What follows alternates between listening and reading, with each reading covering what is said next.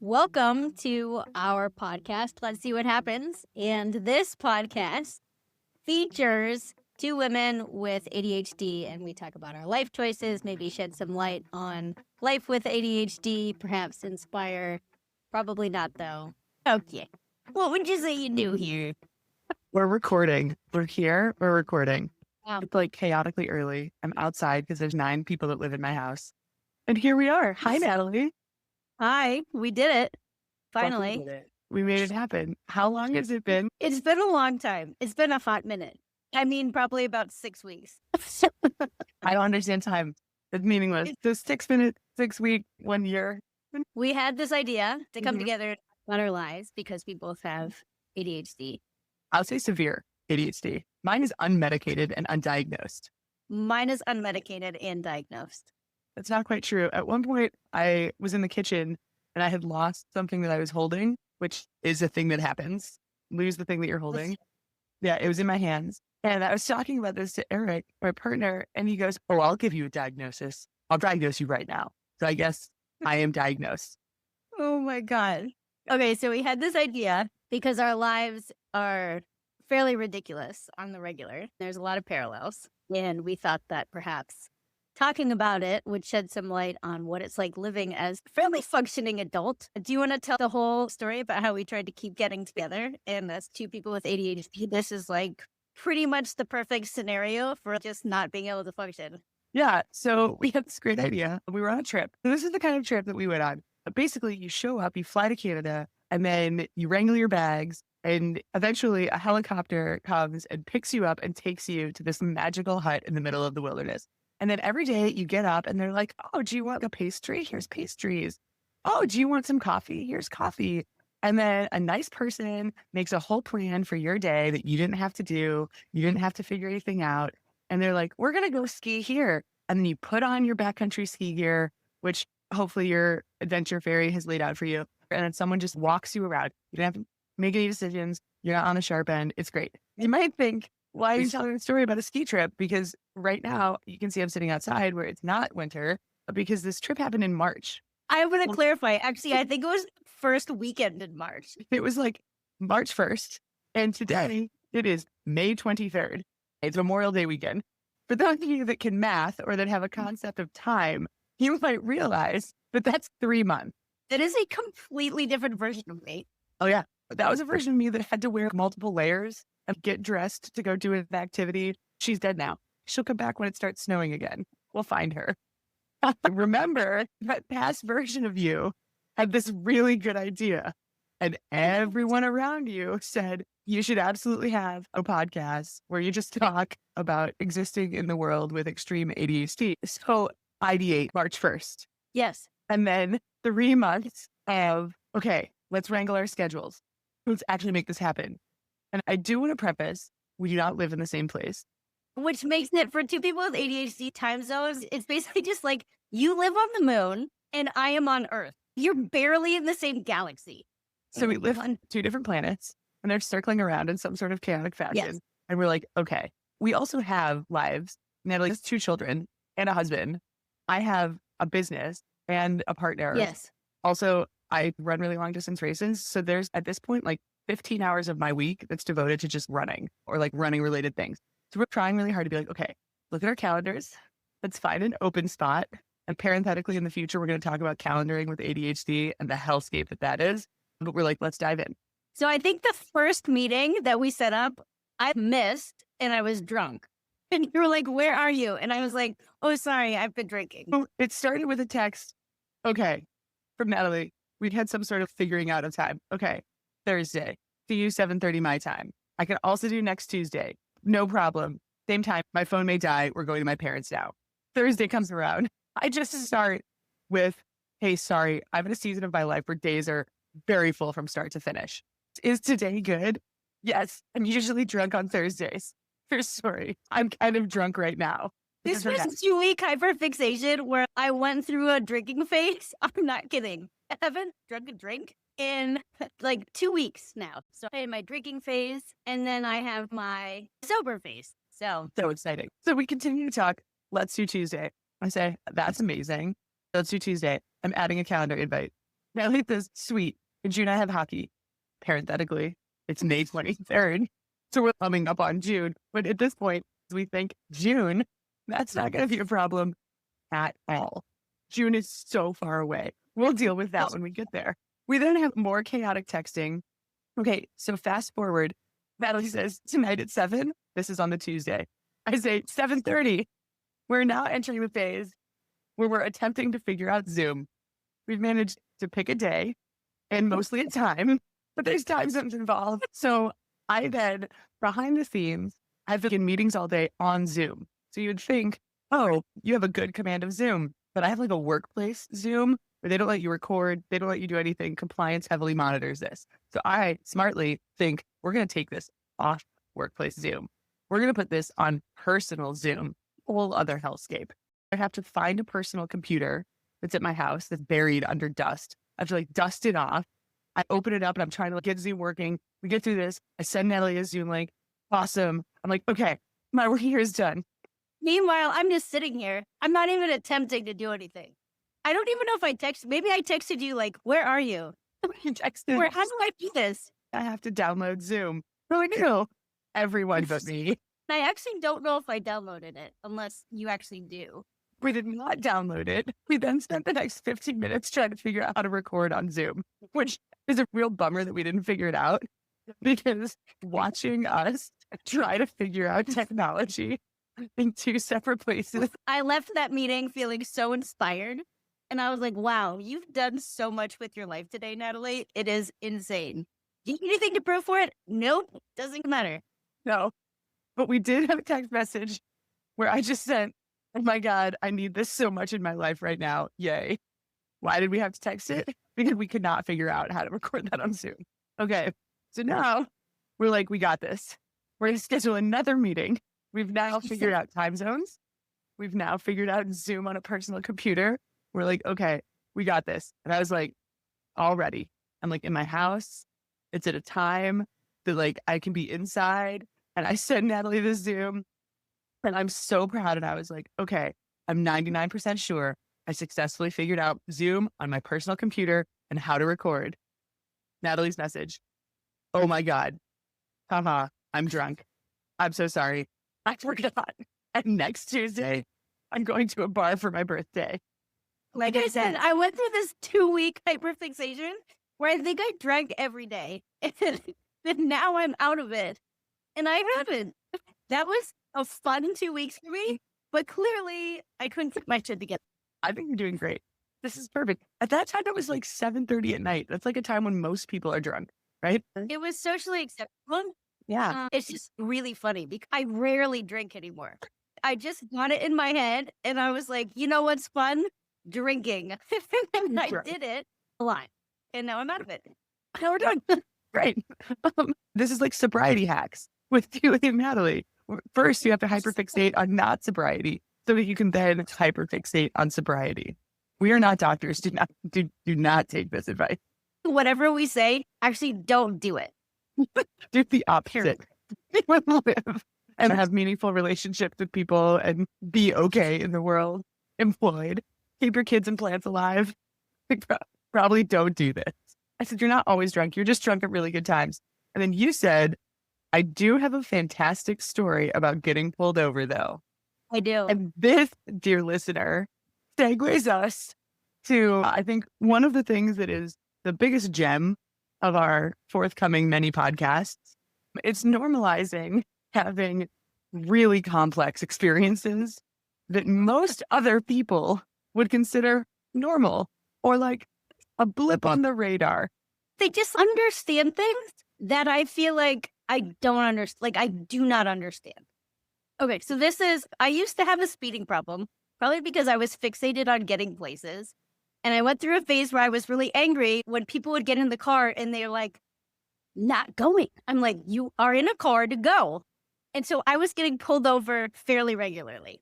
Now I'm in a different state and I live in a small town. There's no cops. Like you just don't get pulled over for speeding. So I'm living my life, have my music turned up. I'm driving on this back road and I see this car and it looks like a cop car.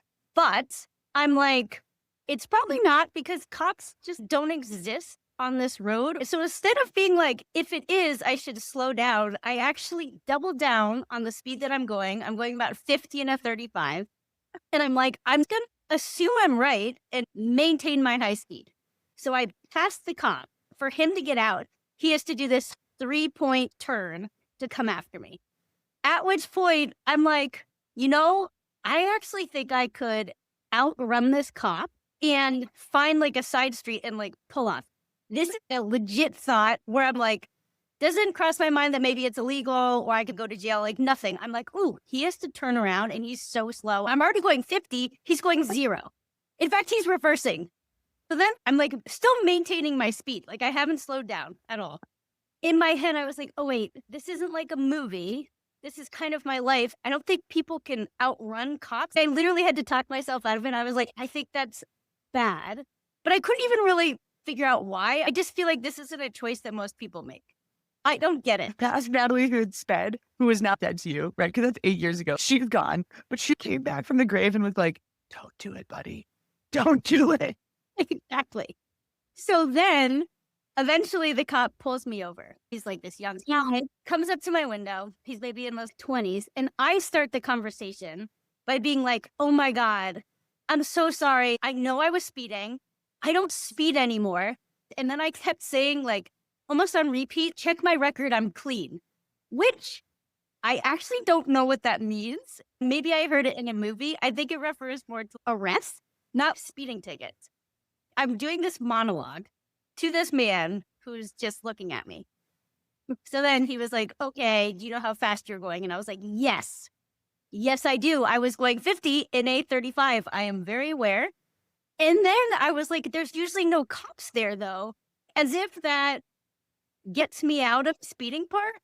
I was like, but usually you're not there to see me speed. So actually, this is on you.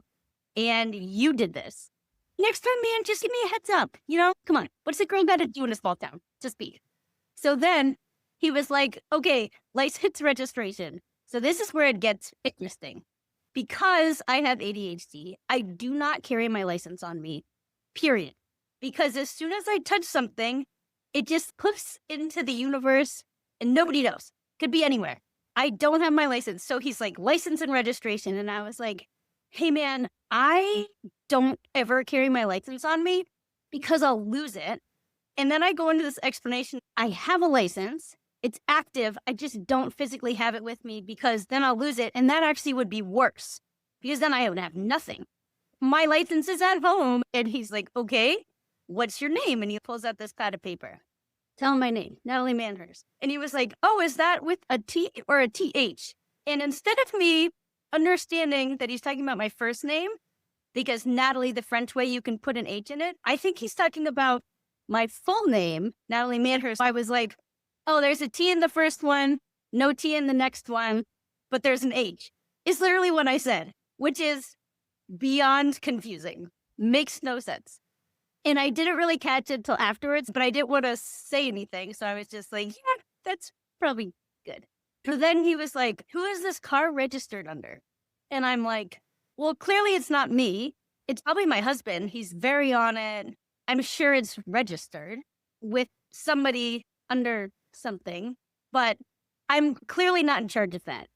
So then he was like, can you get your registration? And I was literally looking around the car. I hadn't been pulled over in so long. I couldn't remember where people would keep the car registration. I'm looking under the steering wheel as if it would be hidden.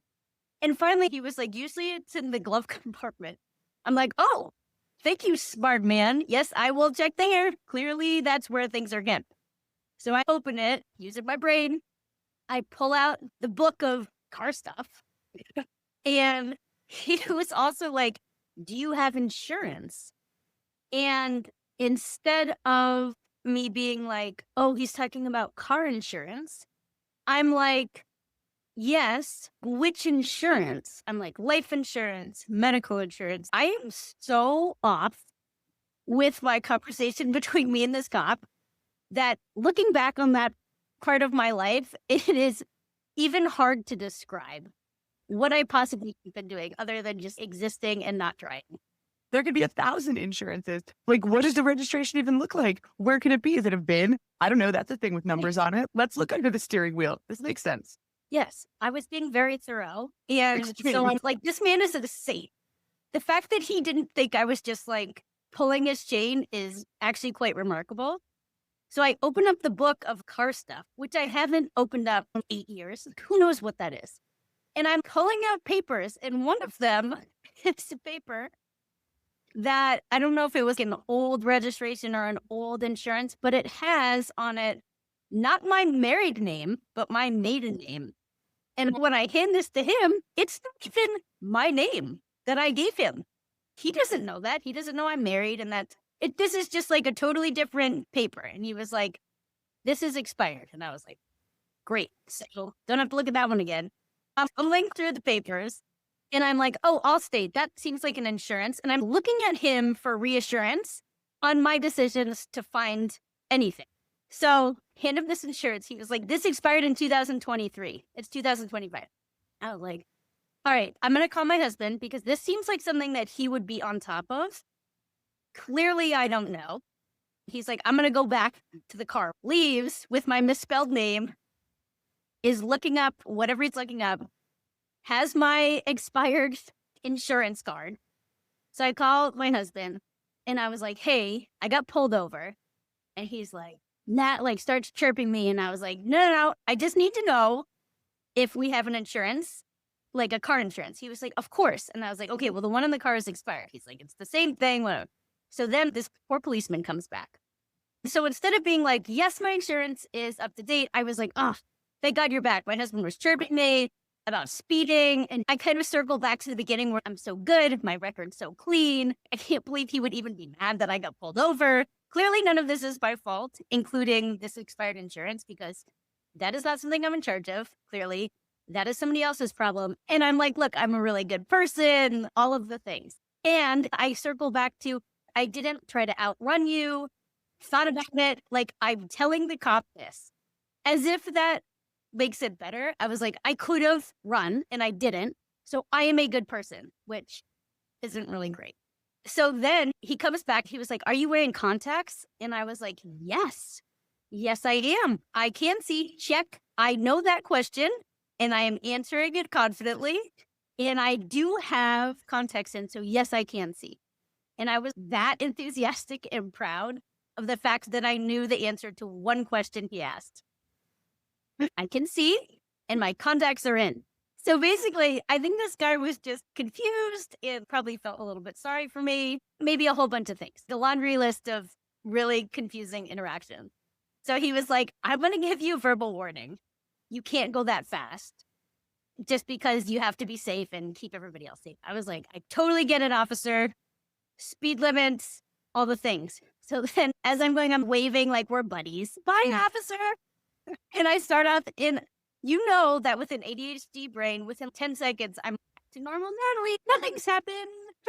I have to keep reminding myself, speed limit, because he's behind me. And you know that I'd be back to 50 miles an hour. And he'd be like, we just did this.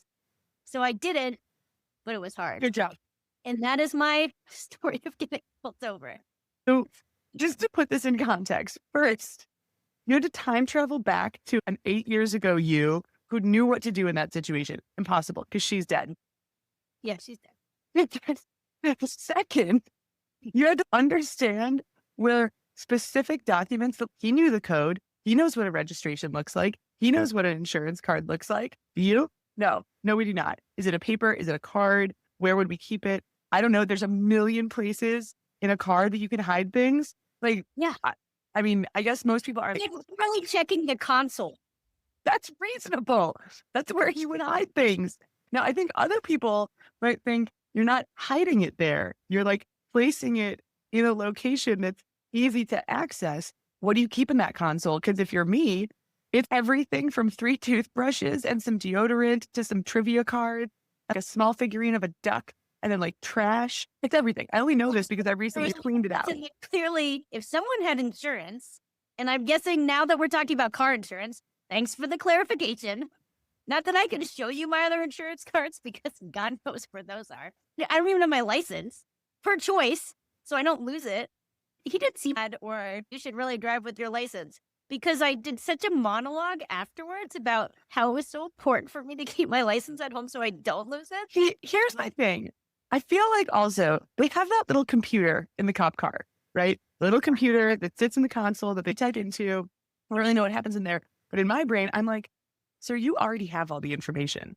There's some secret codes on this car. I don't know, maybe the sticker on the back or the license plate. Like, you already know. You can look up and you probably have a list of my favorite coffee order at Starbucks. You know everything about me. These questions are irrelevant. These questions are just a test that you already have the answer key. This is not an efficient use of time. You have the key. I clearly don't. I don't understand. I don't even know what's in the black hole of my console. You tell me if I have that, and then I shall confirm it. Let's do it that way. You give me the information and I'll say yes or no. I nailed that question. Can you see? Yes. Yes, I can. That might have been the breaking point question for him if he was like, are you wearing contacts? And I was like, nope. He'd been like, okay, I'm going to have to give you a ticket here. There's lots of flags. And this has now pushed me over the line. I'm surprised. I feel like if it were me, I would have taken the contact out and been like, see? And then it would have been a horrible, chaotic moment where then I like dropped it and then it's covered in crumbs.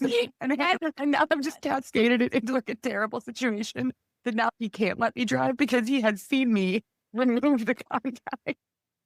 He's like, and that's probably safer actually than me just driving away. We're not intentionally breaking the laws.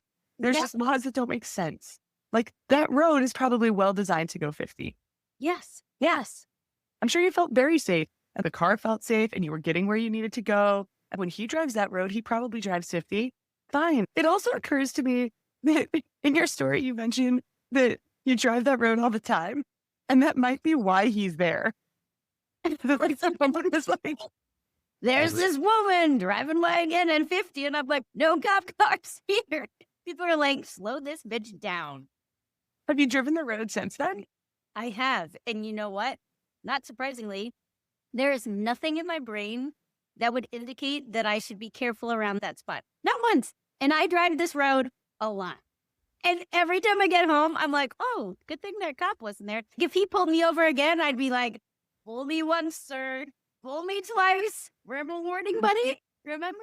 I've told this story hundreds of times. He also has a podcast. Like, how could we find him?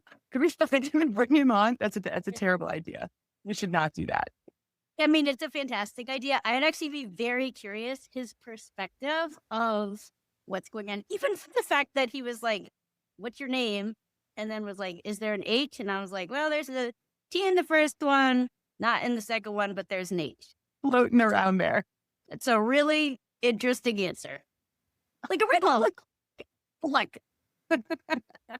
And I have nothing here that can show you how to spell it.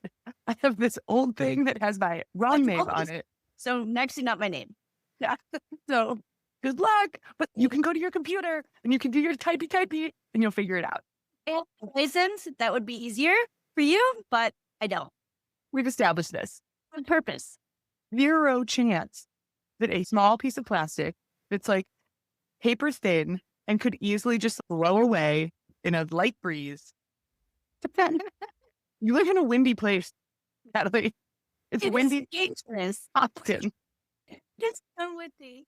So I think my last question about this, do you know where your license is right now? No, I have no idea. I take the things that are important to me and I put them in a special place. So instead of putting it like in the safe, which seems secure, or one spot, I hide it from my future self. And in that special place, that dies along with whatever of that day Natalie was having. So I feel like it's somewhere. I couldn't tell you. Stay tuned for more because we might never find it. There's going to be an amazing episode where it just starts with your license. We'll have to black out all the important information. Let's remember to do that. But one day, you and this license are going to intersect and it's going to be glorious. And let's just, I think let's also just really have some gratitude for the fact that we're now old enough that when you're in your drinking phase, that you don't have your license, nobody's IDing you. Right. It's great. I don't really need it. Clearly, I eat my way out of it to this cop. It's more proof for my brain that I don't need a license. That literally is the only thing I've taken away from this story. Clearly not, No, because that cop might be there and I go the same speed every freaking time. Is it bring your license? Nope. It actually was the opposite. Do I need a car registration? No, actually never found that. Do I need an updated version of my car insurance? Nope. Basically, I'm good. I think this is an amazing takeaway for today to really bring it home.